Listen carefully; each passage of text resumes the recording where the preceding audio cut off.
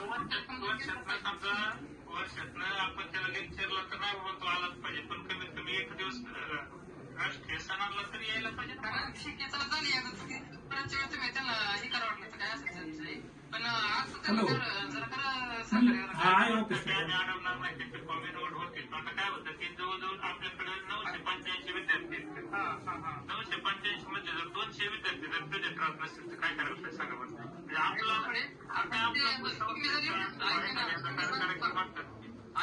म्हणजे कॅल्क्युलेशन तुम्ही प्रत्येक पोराकडून तुम्ही 1000 रुपये घेताय.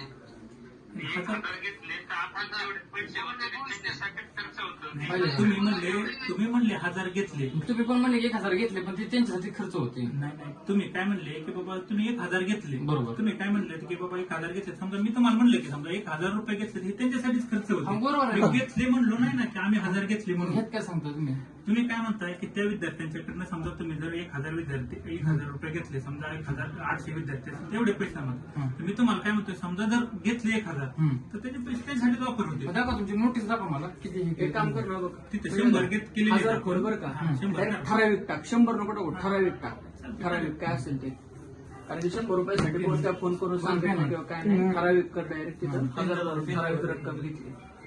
पेन आणून दाखवून पेन ते नाही तिथं काय ते आसपास पेन.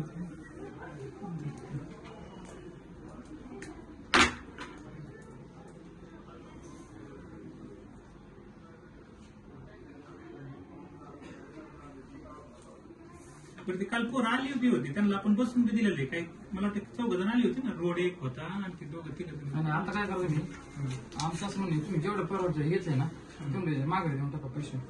काय म्हणतं की आमची काही अडचण नाही, पण ते काय येत नाही ह्या विद्यार्थ्यांना तुम्ही विचारायला पाहिजे का नाही. विद्यार्थी नाही, मी माझी पोरासाठी बोलत नाही. तुम्ही टोटल ज्यांना जेवढे काय म्हणतोय की आपल्याला त्या पोरांच्या पैशावर काय ते स्टाफचं पेमेंट नाही करायचं. नाही बरोबर. किंवा त्या विद्यार्थ्यांनी फी भरली म्हणूनच सगळं संस्था चालते असं नाहीये. आम्हाला फक्त एक की बाबा त्यांनी त्या दिवशी यावं, किंवा तो विद्यार्थी जर 30,000 आले पाहिजे त्याबद्दल तुम्ही तुम्हाला राईट दिलेत ना विद्यार्थ्यांनी जर 30,000 रुपये फी भरतोय त्यांनी यायला पाहिजे ना. आपण त्यांच्याकडे 17-18 लाखाची लॅब तयार केलेली, कॉम्प्युटर येतं, सॉफ्टवेअर आहे, स्टाफ आहे 27-28, तर यायला पाहिजे का नाही पाहिजे? आलं पाहिजे, 100% आलं पाहिजे. पण हा दंड आकार नियमित आहे का नाही पुढे? मी काय सांगतो त्या प्रत्येकाची ऐपत नाही सर, प्रत्येकाची ऐपत नाही 1000 रुपये भरायची. कुणाची 100-100-200 रुपयासाठी गरीब बांधून पैसे घेतात. तुम्ही जर असं जर पैसे आकारत असाल ना ते सरासर चुकीचंच आहे ना. आम्हाला जी ताण होतो ना तिथं आम्ही लढणार 100% लढा तुम्ही. मी काय सांगतोय की आमचे काय तुम्ही आला आमच्यापासून, आम्ही काय तुम्हाला म्हणत नाही की तुम्ही चुकीचं आहे आम्हीच बरोबर आहे. समजा जर काही चूक झाली असेल तर आपण ते सुरू 100% तुम्ही आम्ही तुम्हाला काय सांगतोय की बाबा त्या विद्यार्थ्यांनी जर आपण एवढं करतो ती यावं हीच अपेक्षा आहे आम्हाला. नाही 100% तुमची बरोबर आहे, अपेक्षा बरोबर आहे, त्याच्याबद्दल वाद नाही. पण ही कुठेतरी पद्धत बदलली पाहिजे. इथून पुढे तरी आता काय झालं प्रत्येकाची ऐकत नाही सर, प्रत्येकाची ऐकत नाही. विद्यापीठाचा नियम आहे तो 75% प्रेझेंट, तर तो राहिला पाहिजे ना 75%. ठीक आहे ना, तुम्ही तुमच्या नियमानुसार चला ना. आम्ही कुठं काय म्हणलो, तुम्ही तुमच्या नियमानुसार चला. जिथं काय अडचण वाटली तुमचं तुम्ही नियम लागू करा ना. 75% नाही तसं तुमचं तुम्हाला नियम आहेच ना. तुम्हाला तसं लावून म्हणजे तुम्हाला कुठे आम्ही अडवणूक केली, तुमच्या नियमात कुठे अडवणूक केली. तुम्ही जे हे बेकायदेशीरपणे दंड आकारताय ना त्याचा आम्ही तुम्हाला त्याचा आक्षेप घेतलेला आहे. फक्त ते कुठेतरी तुम्हाला त्या गोष्टीचं व्यवस्था बंद पडली पाहिजे. दंड घेणे हे घेणे, पण प्रत्येकाचे पैसे देण्याची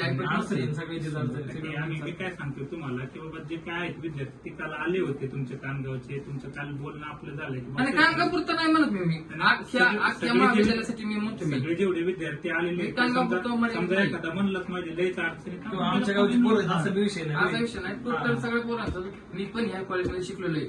माझी काय अडचण होती, मला किती त्रास झाला या गोष्टीचा मला मान्य आहे.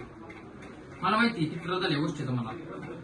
त्यामुळे मी त्याचा विषय नाही समजा, पण हे जर मला हे उघडकीस कळल्यामुळे पोरांनी सांगितल्यामुळे मी आज हा विषय घेतलेला आहे मनावर. ह्याच्या गोष्टी मी तुम्हाला कालच बोललो ना. आपण मी तुम्हाला कालच सांगितलं की बाबा जे आहे ते मी तुम्हाला अगदी स्पष्ट जे आहे ते सांगितले की पोरं काही येत नाही. तुम्ही तुमच्या नियमन आम्ही म्हणत नाही, आम्ही तुम्ही तुमच्या नियमानुसार चला, आम्ही आमच्या नियमानुसार चला. तुम्ही तुमची 75% हजेरी घ्या ना कंपल्सरी. हा तुमची हजेरी घ्या ना. मला आमच्या पद्धतीने आम्ही म्हणत नाही तुम्ही तुमची कंपल्सरी नियम लावा, काय करायचं ते करा. 75% हजेरी घ्या. नाही आलं तर काय असेल ती प्रोसेस करा तुम्ही तुमची, त्याबद्दल आमचं वाद नाही.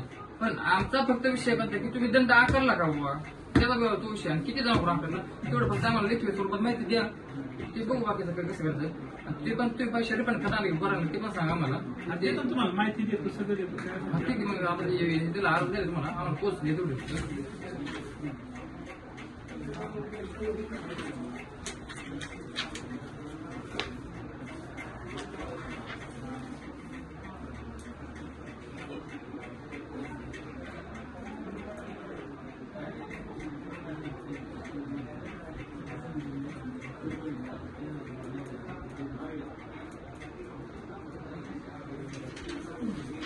शिकतो ना.